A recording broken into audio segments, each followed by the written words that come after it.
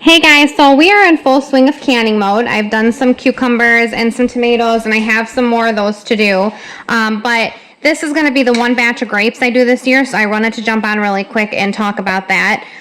So we pulled our grapes a couple days ago, and basically all I did was just pull each individual grape off the vine, and then I rinse them in the sink. If you've never dealt with fresh grapes, be prepared for spiders, beetles, and all kinds of bugs. There's a lot. So anyway, I put all of those in here after they were rinsed, and I took my potato smasher to kind of help it along a little quicker, and just kind of went around until it got mushed down, and I've got some grape juice coming out. It smells really amazing. So we're gonna go ahead and turn this on for 10 minutes. And then not 10 minutes, we're going to turn this on and bring it to a boil. I will cover it with a lid and then simmer for 10 minutes. So I'm going to get that started. I'm just going to have it sort of on medium-high heat to get it going, and then I'll turn it down and cover it. So I am making grape jelly out of this. That's sort of the one thing that I make. Last year I didn't have enough for 2 batches of grape jelly, so I did grape juice with the rest of it. I'm hoping this year to get enough for 2 batches of grape jelly, because the kids just go crazy for it, and they eat a ton of peanut butter and jelly sandwiches, and it goes really fast. When it comes to making grape jelly, all I need from it is I'm extracting the juice. So you can kind of see there's maybe some tiny little stems here and there if I missed them.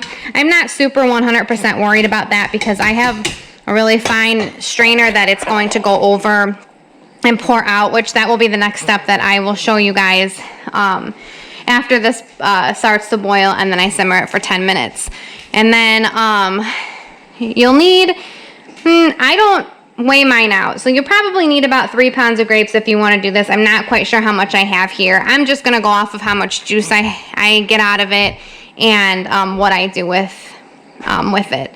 So anyway, this is the starting process. I think the most time-consuming part for me about doing grape jelly is actually pulling each grape off of the vine and cleaning them. After that, it's actually pretty simple. Just cook them like this. You're gonna leave it for a couple of hours in the strainer to get all the juice out, and then stir in your sugar and pectin and can. So I will show you each of those steps when this is ready to go to the next one. So hopefully it all comes together well. See you in a little bit. All right, guys, so we are back. I got this to a boil, and then I turned it down and let it simmer for 10 minutes. So right now, this is sort of my makeshift draining deal. So this is actually just like one of the laundry bags that you can get. I've got a huge pack of them, so I use this, and then I just wash it, and it comes out clean every year, which is nice. So I mean, I just soak it and then wash it with some Dawn dish soap and stuff. But what I just pick a pot, and I'm actually going to use this pot again when I make the jelly and mix it with the sugar and the pectin. So I just took some clips and clipped it around, and then now I'm just scooping all of the smashed up boiled grapes in here so that we can collect the grape juice. And I just kind of like scoop the edges a little bit every so often to help get any kind of grape juice that's pooling up. I'll actually probably move the camera and show you what I mean by that so you can see. So I'm going to go ahead and just scoop all of this in here. There you go. So as you can see on the sides here, we're pooling up with some grape juice. I'm just going to kind of scoop it and help it along. Get down there. You're going to leave this sit for a couple of hours, so it'll eventually do its thing. But as I'm filling it up, just kind of, instead of overfilling, But seriously, like, just by cooking, this smells so amazing in the house. It's just a beautiful grape aroma, which is awesome.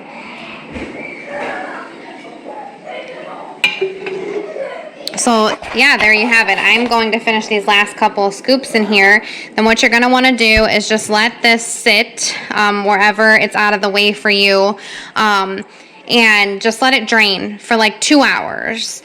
And let it just go so that all the juice can get out of here. I would just suggest, like, in the 2 hour period, just kind of move it around every so often. Not, you don't have to do it every 10 minutes, but if you think about it a couple times, I'd move it around just to kind of help drain more and more. And then once you're at the 2 hour mark and get there, then that's when you'll measure out how much juice you have and start the jelly, which will be the next process in the video. This part of it I actually feed to the birds. I don't know if you guys have any options for kind of this, but it's a lot of grape seeds and just the skins and stuff. So we just feed it to the birds and they love it. But this would be the part that you would toss out. So anyways, I'm going to finish scooping just the last couple scoops that I have. And then, just let it sit for 2 hours. We'll be back with mixing the sugar and cooking and the pectin and getting them jarred up. See you guys in a little bit. Take it off the heat. This is too hot for the lift here. And you're going, I'm going to stir and skim the foam.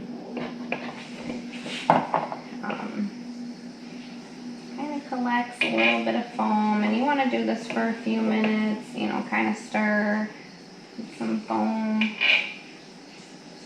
don't really want to be canning a whole bunch of foam, I guess.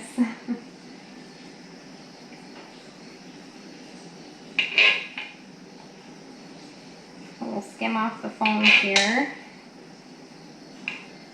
This is sort of a process because it's good if you have somebody that's like constantly stirring to help.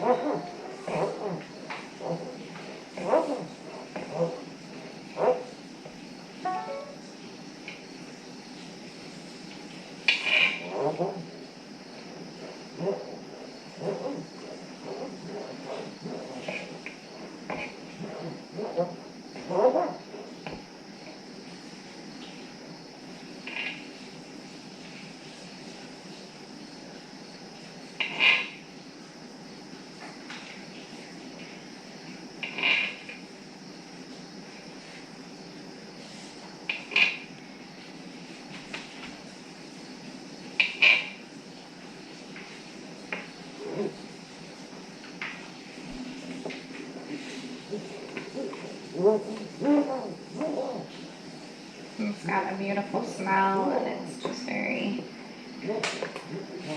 nice deep purple color, which stains pretty much everything. So be prepared for that as well. Hands, clothing.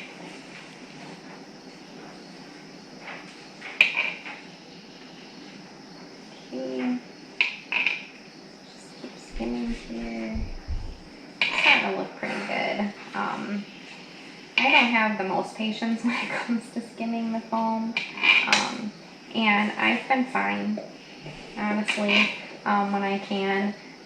Some recipes and some things that you read are like you have to, stir and skim for 5 minutes or whatever it is.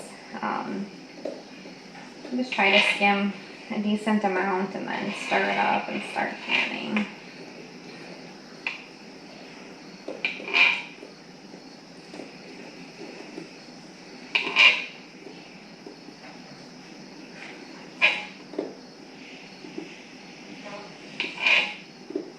Alright, so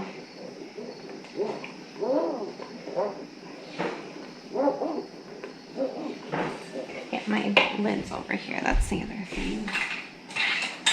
Some water. And my ladle from earlier. Get that all washed. Alright, so it's looking really good. So now we're going to go ahead and I'm going to fill jars with this. I'm actually going to move it back over here. I'm going to move you guys over, so sorry for the moving.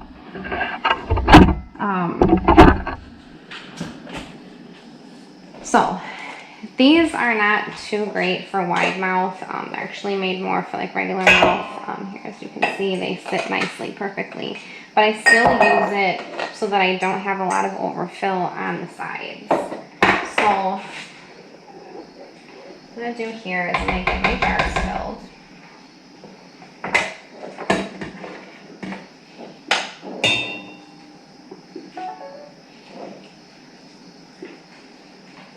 Like I said, you kind of want to do this a little bit quick because you want the heat. The heat is what's going to suck in for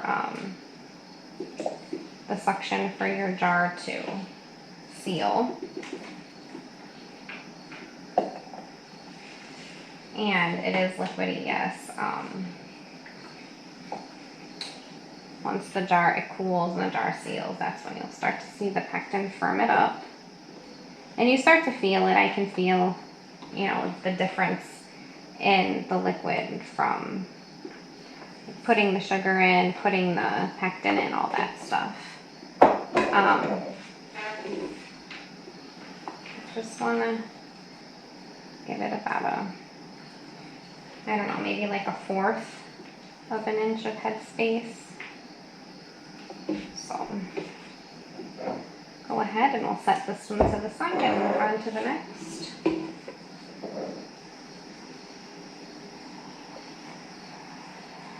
I'm not sure about you guys, but it's been really difficult to find lids this year. I think just with the pandemic, a lot more people are home and able to make gardens and can, and maybe even trying things they haven't done in years or that they've never done, which is great, but terrible for trying to find lids. Luckily, I try to stockpile them a little bit just when I'm thinking about it, or I need something from the canning section and grab a box or two. So I think we'll be okay this year. Can't find any.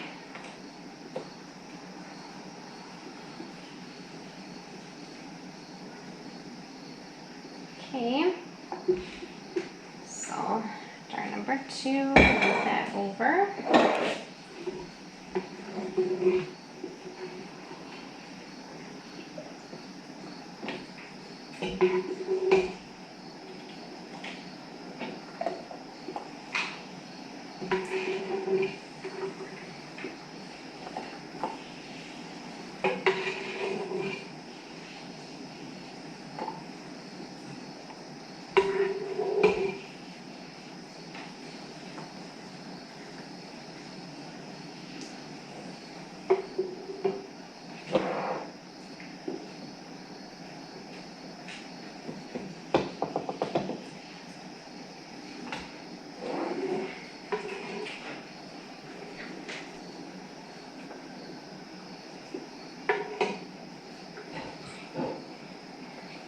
Alright, so now that I have the 3 that I originally took out to can, I'm just gonna, so this side is wet. I'm just gonna rub this around the rim here.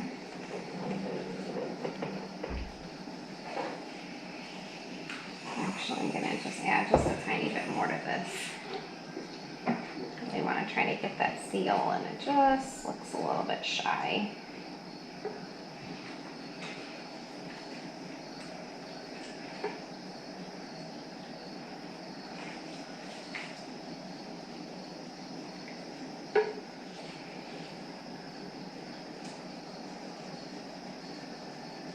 I'm adding more to it, and the ones that have been sitting in the jar look like they're already trying to harden up, which is amazing. Okay, so with the wet side, I just go right around my rim here, get it nice and clean.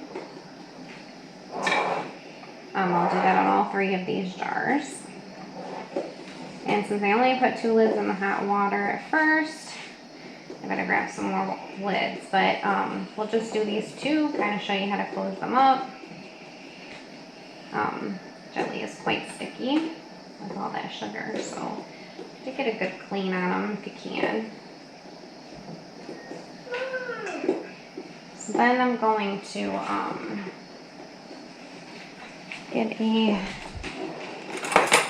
fork here. Alright, so I've got a lid, so I'm going to take the dry part of the towel that I have and just dry this off really good. I don't know how many people actually do this with the lids.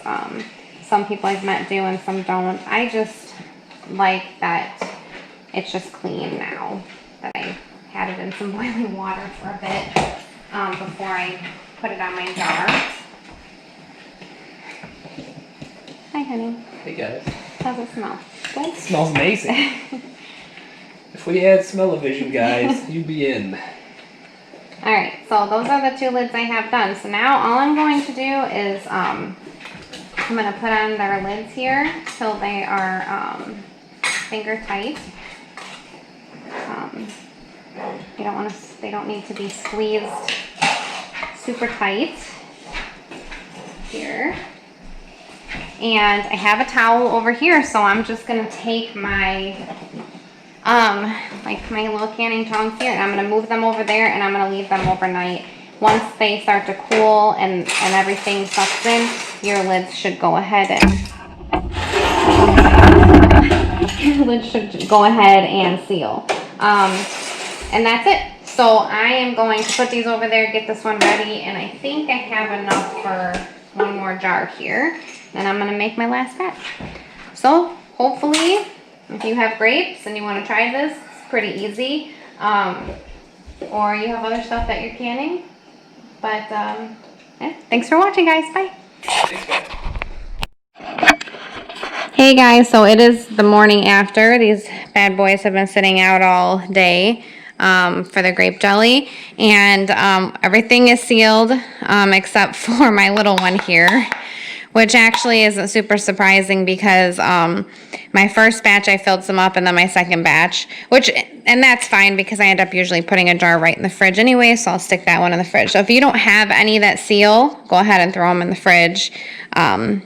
They should last in there for a while. Just make sure that you use them up. Like I said, I do pints in the video just because we go through them really fast, and so instead of having to go and get one of these every couple of days, this will just last a little bit longer.